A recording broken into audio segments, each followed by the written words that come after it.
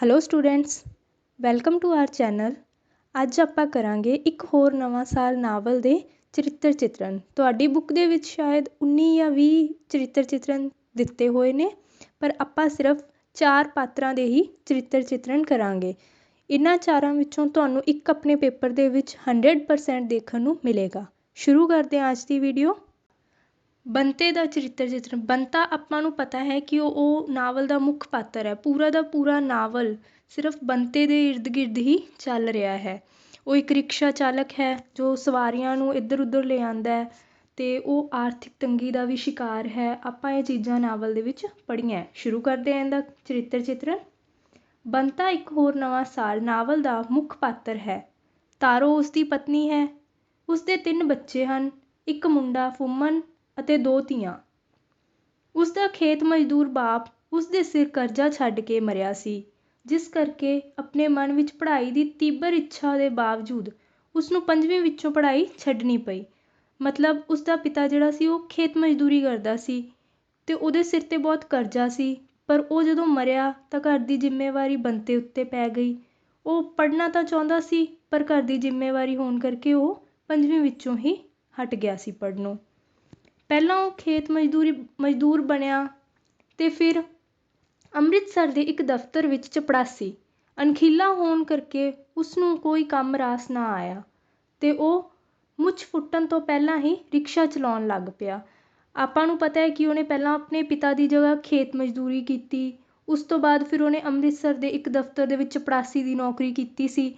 ਉੱਥੇ ਚਪੜਾਸੀ ਦੀ ਨੌਕਰੀ ਕਰਦੇ ਵਕਤ ਉਸ ਤੋਂ ਨੌਕਰਾਂ ਵਾਂਗੂ ਕੰਮ ਕਰਵਾਇਆ ਜਾਂਦਾ ਸੀ। ਉਸਦੀ ਜਿਹੜੀ ਮਾਲਕ ਦੀ ਪਤਨੀ ਸੀ ਉਹ ਵੀ ਉਹਨੂੰ ਘਰ ਦੇ ਕੰਮ ਕਰਵਾਉਂਦੀ ਸੀ ਅਤੇ ਉਹਨੂੰ ਬਹੁਤ ਹੀ ਬੇਇੱਜ਼ਤ ਕੀਤਾ ਜਾਂਦਾ ਸੀ। ਉਹ ਅਣਖੀਲਾ ਸੀਗਾ, ਜਿਸ ਕਰਕੇ ਉਹਨੇ ਇਹ ਕੰਮ ਵੀ ਛੱਡ ਦਿੱਤਾ ਸੀ। ਫਿਰ ਉਹਨੇ ਐਟ ਦਾ ਐਂਡ ਰਿਕਸ਼ਾ ਚਲਾਉਣਾ ਸ਼ੁਰੂ ਕਰ ਦਿੱਤਾ ਸੀ। ਉਸਦੇ ਸਿਰ 'ਤੇ ਵਾਲ ਕੱਟੇ ਹੋਏ ਹਨ। ਉਹ ਦਾੜ੍ਹੀ ਵੀ ਕਟਾ ਲੈਂਦਾ ਹੈ ਅਤੇ ਸਿਗਰਟਾਂ ਵੀ ਪੀਂਦਾ ਹੈ, ਪਰ ਸਿਰ ਉੱਤੇ ਪੱਗ ਰੱਖਦਾ ਹੈ। ਉਸਨੇ ਗਲ ਫਤੂਹੀ, ਉੱਪਰ ਕੁੜਤਾ, ਫਿਰ ਪਾਟਿਆ ਸਵੈਟਰ ਅਤੇ ਸਭ ਤੋਂ ਉੱਤੇ ਕੂਹਣੀਆਂ ਤੋਂ ਫਟਿਆ ਕੋਟ ਪਾਇਆ ਹੋਇਆ ਹੈ। ਫਤੂਹੀ ਕੀ ਹੁੰਦੀ ਹੈ? ਇੱਕ ਜੈਕਟ ਦੀ ਤਰ੍ਹਾਂ ਹੁੰਦੀ ਹੈ, ਜਿਹਦੀਆਂ ਬਾਹਾਂ ਨਹੀਂ ਹੁੰਦੀਆਂ ਅਤੇ ਬਟਨ ਲੱਗੇ ਹੁੰਦੇ ਆ। ਜਿਵੇਂ ਕੋਟ ਪੈਂਟ ਦੇ ਨਾਲ ਜਿਹੜੀ ਜੈਕਟ ਪਾਈ ਜਾਂਦੀ ਹੈ ਨਾ, ਕੁਛ ਉਸ ਤਰ੍ਹਾਂ ਦੀ ਹੁੰਦੀ ਹੈ ਫਤੂਹੀ। ਠੰਡ ਵਿੱਚ ਰਿਕਸ਼ਾ ਚਲਾਉਣ ਕਰਕੇ ਉਸਦੇ ਹੱਥ ਪੈਰ ਠਰੇ ਹੋਏ, ਕਾਲੇ ਅਤੇ ਖੁਸ਼ਕ ਹਨ। ਉਹ ਸਵੇਰੇ 5 ਵਜੇ ਉੱਠ ਕੇ ਚਾਹ ਨਾਲ ਬੇਹੀ ਰੋਟੀ ਖਾ ਕੇ ਸਾਰਾ ਦਿਨ ਰਿਕਸ਼ੇ ਉੱਤੇ ਸਵਾਰੀਆਂ ਢੋਣ ਵਾਲਾ, ਪਰ ਆਰਥਿਕ ਤੰਗੀਆਂ ਵਿੱਚ ਘਿਰਿਆ ਇੱਕ ਕਿਰਤੀ ਆਦਮੀ ਹੈ। ਉਹ ਸਵੇਰੇ 5 ਵਜੇ ਉੱਠ ਜਾਂਦਾ ਹੈ, ਚਾਹ ਪੀਂਦਾ ਹੈ, ਨਾਲ ਬੇਹੀ ਰੋਟੀ ਖਾਂਦਾ ਹੈ ਅਤੇ ਸਾਰਾ ਦਿਨ ਬਸ ਰਿਕਸ਼ੇ ਉੱਤੇ ਸਵਾਰੀਆਂ ਹੀ ਢੋਂਦਾ ਰਹਿੰਦਾ ਹੈ। ਆਰਥਿਕ ਤੰਗੀਆਂ ਵਿੱਚੋਂ ਘਿਰਿਆ ਹੋਇਆ ਹੈ, ਪਰ ਉਹ ਮਿਹਨਤ ਕਰਦਾ, ਇੱਕ ਕਿਰਤੀ ਆਦਮੀ ਹੈ। ਉਹ ਅਮੀਰ ਹੋਣ ਦੇ ਸੁਪਨੇ ਦੇਖਦਾ ਹੈ, ਪਰ ਨਾਜਾਇਜ਼ ਧੰਦਿਆਂ ਦੀ ਥਾਂ ਹੱਕ ਹਲਾਲ ਦੀ ਕਮਾਈ ਖਾਣੀ ਪਸੰਦ ਕਰਦਾ ਹੈ। ਉਹ ਅਮੀਰ ਤਾਂ ਹੋਣਾ ਚਾਹੁੰਦਾ ਹੈ, ਪਰ ਕੋਈ ਗਲਤ ਕੰਮ ਕਰਕੇ, ਕੋਈ ਨਾਜਾਇਜ਼ ਧੰਦਾ ਕਰਕੇ ਨਹੀਂ। ਉਹ ਹੱਕ ਹਲਾਲ ਦੀ ਕਮਾਈ ਖਾਣੀ ਚਾਹੁੰਦਾ ਹੈ। ਉਹ ਆਪਣੇ ਰਿਕਸ਼ੇ ਵਿੱਚ ਸਵਾਰ ਲੜਕੀਆਂ ਪ੍ਰਤੀ ਜ਼ਿੰਮੇਵਾਰ ਅਤੇ ਧਾਰਮਿਕ ਬਿਰਤੀ ਵਾਲਾ ਆਦਮੀ ਹੈ। ਉਹ ਲੜਕੀਆਂ ਪ੍ਰਤੀ ਜ਼ਿੰਮੇਵਾਰੀ ਸਮਝਦਾ ਹੈ। ਉਸਦਾ ਆਪਣੀ ਮਾਂ, ਬੱਚਿਆਂ ਅਤੇ ਪਤਨੀ ਨਾਲ ਬਹੁਤ ਪਿਆਰ ਹੈ ਅਤੇ ਖੁਸ਼ਹਾਲ ਭਵਿੱਖ ਦੀ ਆਸ ਵਿੱਚ ਪੁੱਤਰ ਨੂੰ ਪੜ੍ਹਾਉਣਾ ਚਾਹੁੰਦਾ ਹੈ। ਆਪਾਂ ਨਾਵਲ ਦੇ ਵਿੱਚ ਦੇਖਿਆ ਕਿ ਉਹ ਫੁੰਮਨ ਨੂੰ ਪੜ੍ਹਾਉਣਾ ਚਾਹੁੰਦਾ ਹੈਗਾ। ਫੁੰਮਨ ਦੇ ਪ੍ਰਤੀ ਉਹ ਬਹੁਤ ਸਾਰੇ ਸੁਪਨੇ ਦੇਖਦਾ ਹੈਗਾ। ਉਹ ਹੀਨਤਾ ਭਾਵ ਦਾ ਸ਼ਿਕਾਰ ਵੀ ਹੈ, ਪਰੰਤੂ ਨਾਲ ਹੀ ਇਨਸਾਨੀ ਭਾਵਾਂ ਅਤੇ ਹਮਦਰਦੀ ਨਾਲ ਭਰਪੂਰ ਹੈ। ਉਸਨੂੰ ਹਸਮੁਖ ਸੁਭਾਅ ਦਾ ਬੰਦਾ ਵਧੇਰੇ ਪਸੰਦ ਹੈ। ਉਹ ਗਾ ਵੀ ਲੈਂਦਾ ਹੈ। ਇਹ ਸੀ ਆਪਣਾ ਬੰਤੇ ਦਾ ਚਰਿੱਤਰ ਚਿਤਰਨ। ਅਗਲਾ ਚਰਿੱਤਰ ਚਿਤਰਨ ਹੈ ਤਾਰੋ। ਤਾਰੋ ਬੰਤੇ ਦੀ ਘਰਵਾਲੀ ਸੀ। ਆਪਾਂ ਨਾਵਲ ਦੇ ਵਿੱਚ ਪੜ੍ਹਿਆ। ਹੁਣ ਕਰਦੇ ਹਾਂ ਇਹਦਾ ਚਰਿੱਤਰ ਚਿਤਰਨ। ਤਾਰੋ ਇੱਕ ਹੋਰ ਨਵਾਂ ਸਾਲ ਨਾਵਲ ਦੇ ਮੁੱਖ ਪਾਤਰ ਬੰਤੇ ਦੀ ਪਤਨੀ ਹੈ। ਉਸਦੇ 3 ਬੱਚੇ ਹਨ, ਇੱਕ ਮੁੰਡਾ ਫੁੰਮਨ ਅਤੇ 2 ਧੀਆਂ। ਉਹ ਬੰਤੇ ਦੀ ਮਾਮੀ ਦੀ ਭਤੀਜੀ ਸੀ। ਜਦੋਂ ਉਹ ਵਿਆਹੀ ਆਈ ਸੀ ਉਦੋਂ ਉਹ ਬਹੁਤ ਸੋਹਣੀ ਸੀ। ਉਸਦਾ ਮੂੰਹ ਵੀ ਭੋਲਾ ਭਾਲਾ ਸੀ। ਸਹੁਰੇ ਘਰ ਵਿੱਚ ਉਸਦੀ ਆਪਣੀ ਸੱਸ ਨਾਲ ਨਹੀਂ ਬਣਦੀ, ਜਿਸ ਕਰਕੇ ਉਹ ਅਲੱਗ ਪਿੰਡ ਵਿੱਚ ਰਹਿੰਦੀ ਹੈ। ਫੁੰਮਨ ਨੂੰ ਜਨਮ ਦੇਣ ਮਗਰੋਂ ਉਸਦੀ ਸਿਹਤ ਖਰਾਬ ਰਹਿਣ ਲੱਗਦੀ ਹੈ, ਜਿਸ ਦਾ ਉਸਦੇ ਪਤੀ ਬੰਤੇ ਨੂੰ ਬਹੁਤ ਫਿਕਰ ਰਹਿੰਦਾ ਹੈ। ਅਸਲ ਵਿੱਚ ਸਹੁਰੇ ਘਰ ਆ ਕੇ ਉਸਨੂੰ ਇਸ ਗੱਲ ਦਾ ਸਦਮਾ ਲੱਗਾ ਸੀ ਕਿ ਉਸਦੀ ਸੱਸ ਨੇ ਉਸਦੇ ਦਾਜ ਵਾਲੇ ਟਰੰਕ ਵਿੱਚੋਂ ਕੱਪੜੇ ਕੱਢ ਕੇ ਆਪਣੀਆਂ ਧੀਆਂ ਨੂੰ ਦੇ ਦਿੱਤੇ ਸਨ। ਉਸਨੂੰ ਬੰਤੇ ਦੇ ਸਿਰ ਚੜ੍ਹੇ ਕਰਜ਼ੇ ਦਾ ਵੀ ਦੁੱਖ ਤੇ ਰੋਸ ਸੀ। ਇਸ ਗੱਲ ਤੋਂ ਹੋਈ ਖੈਬੜ ਦੇ ਸਿੱਟੇ ਇੱਕ ਵਾਰ ਬੰਤੇ ਨੇ ਉਸਦੇ 2-3 ਧੱਫੇ ਮਾਰ ਦਿੱਤੇ। ਇਸ ਘਟਨਾ ਨੂੰ ਉਸਨੇ ਇੰਨਾ ਮਨ ਉੱਤੇ ਲਾਇਆ ਕਿ ਮਗਰੋਂ ਬੰਤੇ ਨੇ ਕਦੇ ਉਸਦੇ ਚਿਹਰੇ ਉੱਤੇ ਖੁਸ਼ੀ ਨਾ ਦੇਖੀ। ਬੰਤੇ ਨੂੰ ਜਾਪਦਾ ਸੀ ਜਿਵੇਂ ਉਸਨੇ ਉਸਨੂੰ ਕਦੇ ਮਾਫ਼ ਨਹੀਂ ਕੀਤਾ। ਉਹ ਚੁੱਪਚਾਪ ਰਹਿੰਦੀ ਸੀ ਤੇ ਬੰਤਾ ਇਸ ਦਾ ਮੁੱਖ ਕਾਰਨ ਘਰ ਦੀ ਗਰੀਬੀ ਸਮਝਦਾ ਸੀ।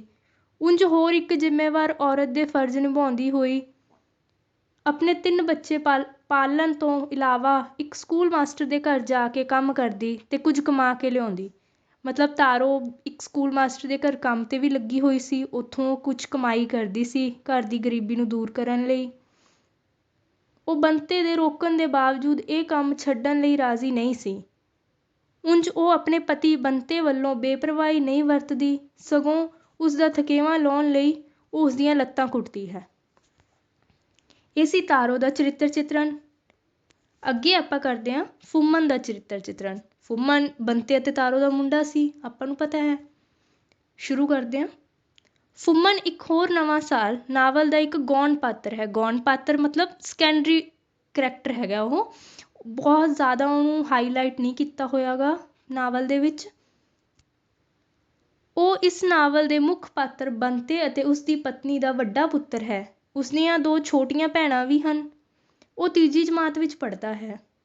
ਮਾਂ-ਬਾਪ ਦੀਆਂ ਆਸਾਂ ਦਾ ਕੇਂਦਰ।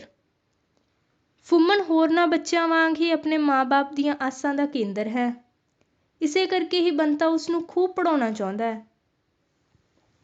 ਉਹ ਨਹੀਂ ਚਾਹੁੰਦਾ ਕਿ ਉਹ ਉਸ ਵਾਂਗ ਅਨਪੜ੍ਹ ਰਹੇ ਤੇ ਰਿਕਸ਼ਾ ਚਲਾਵੇ।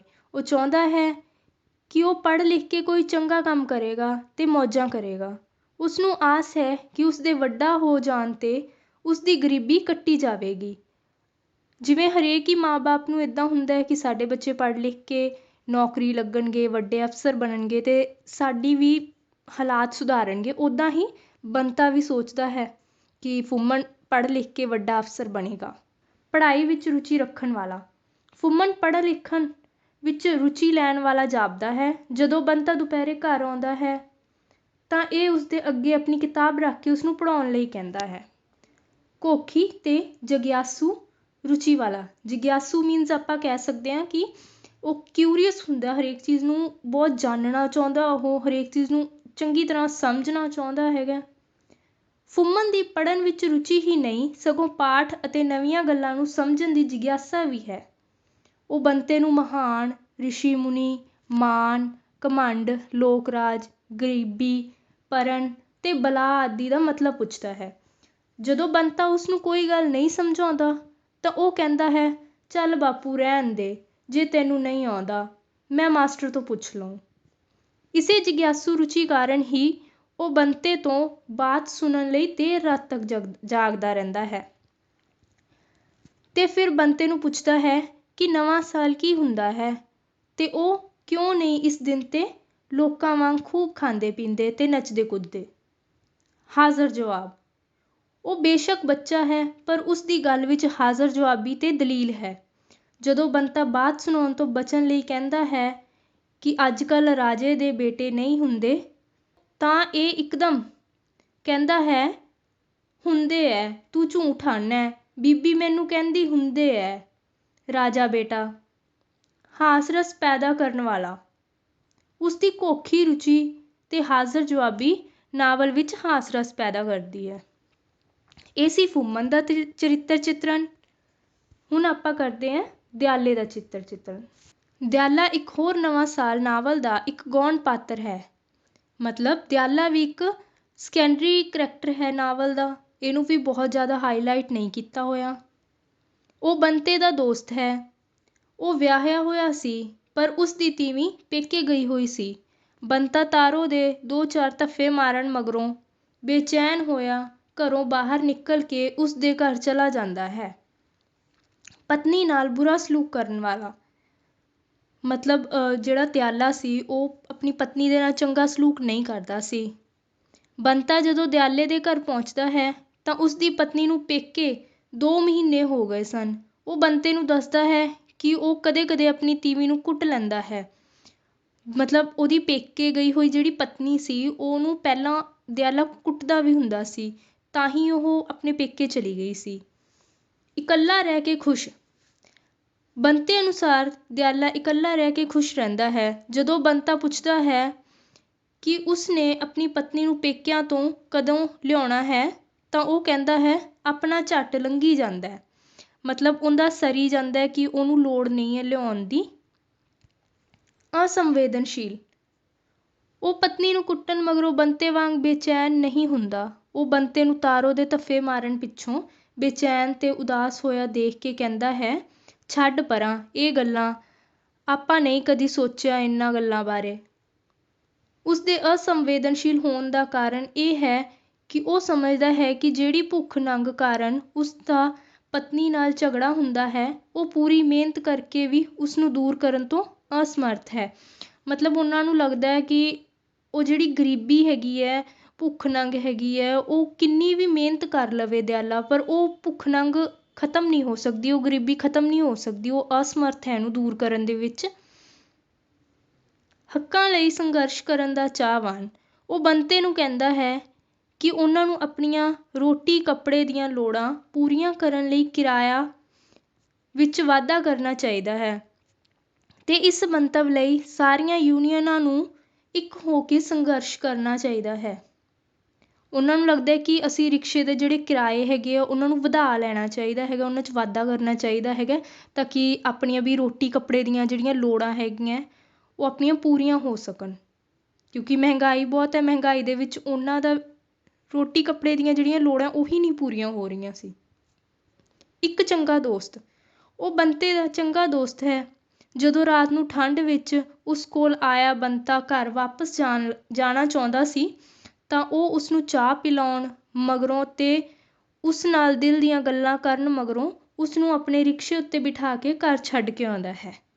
ਮਤਲਬ ਉਹਨੂੰ ਠੰਡ ਦੇ ਵਿੱਚ ਆਪੇ ਨਹੀਂ ਜਾਣ ਦਿੰਦਾ, ਉਹਨੂੰ ਆਪਣੇ ਰਿਕਸ਼ੇ ਦੇ ਵਿੱਚ ਬਿਠਾ ਕੇ ਉਹਦੇ ਘਰ ਛੱਡ ਕੇ ਆਉਂਦਾ ਹੈ। ਇਹ ਸੀ ਆਪਣੇ ਅੱਜ ਦੇ 4 ਕਰੈਕਟਰ ਸਕੈਚ। ਤੁਹਾਡੇ ਪੇਪਰ ਦੇ ਵਿੱਚ ਇਹਨਾਂ 4 ਵਿੱਚੋਂ ਇੱਕ ਆਏਗਾ ਹੀ ਆਏਗਾ। ਤੁਹਾਨੂੰ 19-20 ਕਰੈਕਟਰ ਸਕੈਚ ਕਰਨ ਦੀ ਕੋਈ ਜ਼ਰੂਰਤ ਨਹੀਂ ਹੈ, ਤੁਸੀਂ ਬਸ ਇਹ 4 ਕਰ ਲਓ, ਇਹ ਇਨਫ ਹੈਗੇ ਆ ਤੁਹਾਡੇ ਪੇਪਰ ਦੇ ਲਈ। ਵੀਡੀਓ ਕਿਵੇਂ ਦੀ ਲੱਗੀ ਲਾਈਕ ਸ਼ੇਅਰ ਕਮੈਂਟ ਕਰਕੇ ਜ਼ਰੂਰ ਦੱਸਣਾ। ਚੈਨਲ ਨੂੰ ਸਬਸਕ੍ਰਾਈਬ ਜ਼ਰੂਰ ਕਰਨਾ। ਇੱਦਾਂ ਦੀਆਂ ਹੋਰ ਵੀਡੀਓ ਅਸੀਂ ਲੈ ਕੇ ਆਉਂਦੇ ਰਹਾਂਗੇ। ਅੱਜ ਦੇ ਲਈ ਇੰਨਾ ਹੀ, ਧੰਨਵਾਦ।